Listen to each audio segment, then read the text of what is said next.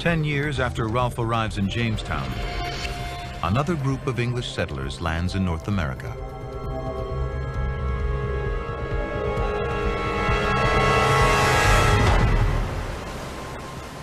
They come ashore on a deserted beach 450 miles up the coast from Jamestown and call the place Plymouth, after the English port they sailed from.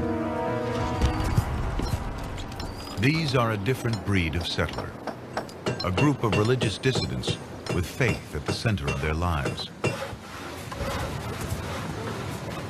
They made the dangerous Atlantic crossing seeking religious freedom in the New World.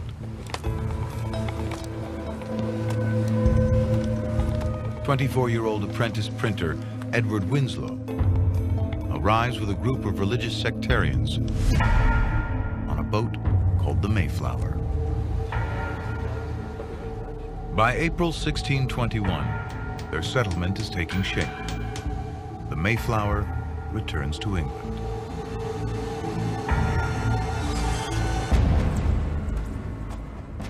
The Pilgrims are on their own in an unknown land.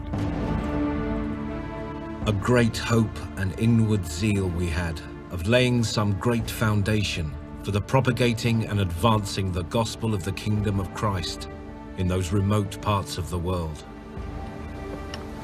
There are 19 families, goats, chickens, pigs, and dogs.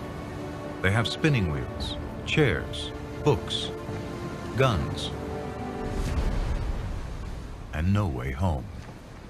If you create this environment as a land of opportunity, then you're going to attract those type of people who want to take that risk, who want to take that gamble, and who believe in a better life.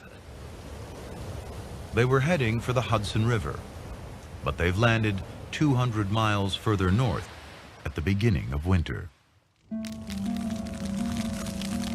They have arrived in the middle of a mini ice age, temperatures 2 degrees colder than today.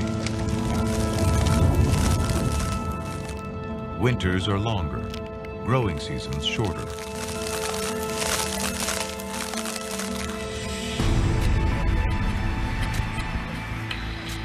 The soil is poor, little grows.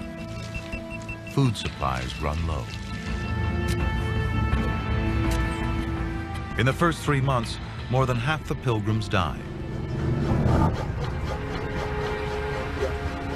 William Bradford is the governor of a community soon in desperate trouble. It pleased God to visit us with death daily. Disease was everywhere. The living were scarcely able to bury the dead. They died sometimes 2 or 3 a day. Of 100 and odd persons, scarce 50 remained. At times, only 6 are fit enough to continue building their shelters.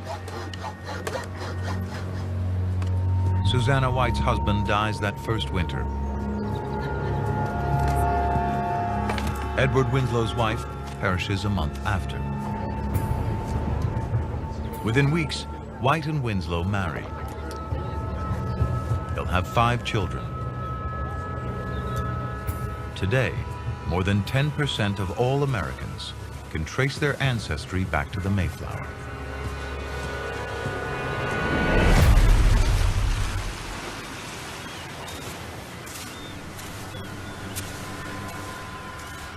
For a time, Plymouth provides the sanctuary they sought.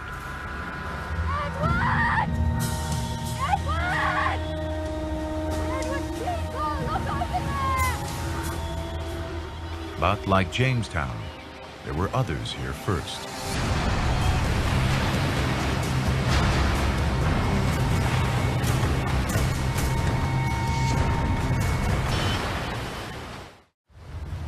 April 1621. The Pilgrims have been in the New World for 5 months. Barely half survived the first winter. But they're not the first Europeans to arrive on this coast.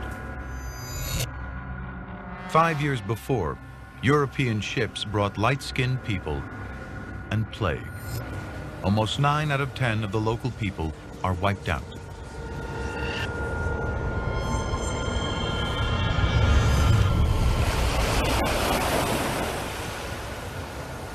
The Pokanoket people don't need enemies.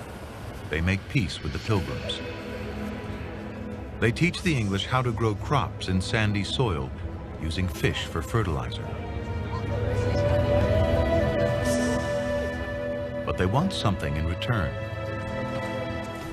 They have a common enemy, a rival tribe, and the English have powerful weapons.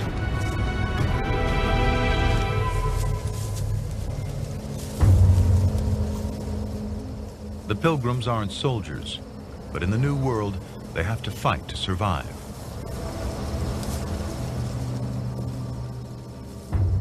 On August 14th, 1621, Pilgrims and Pokanoket, shoulder to shoulder, will launch a surprise attack that will seal their future in this new land.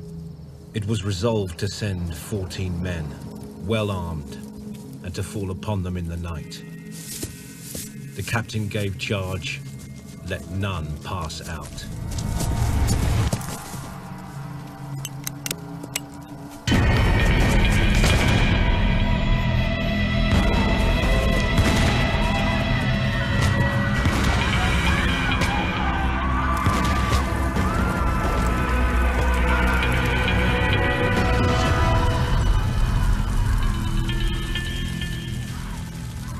The rival tribe doesn't know what hit them. Surrounded, they have no answer for English firepower. Pokanoket and Pilgrims find common ground and a chance to survive.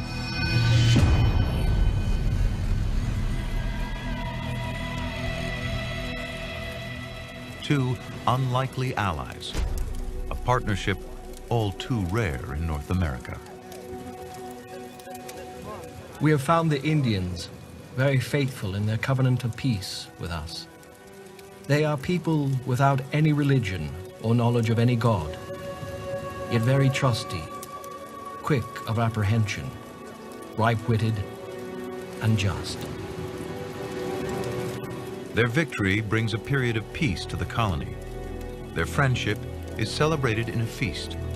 In time, it will become known as Thanksgiving.